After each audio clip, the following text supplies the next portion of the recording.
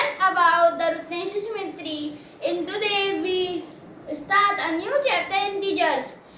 So in integers there are negative numbers. In previous class we learned about the natural numbers that are start with 0 and increases the right side of the 0. That number like 0, 1, 2, 3 and 4. And the integers or negative numbers are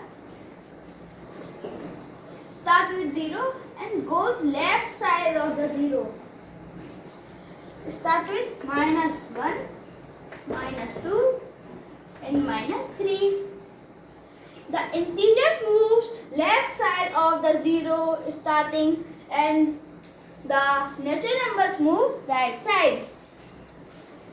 The whole number is between them is 0. Thank you. These are only the integers.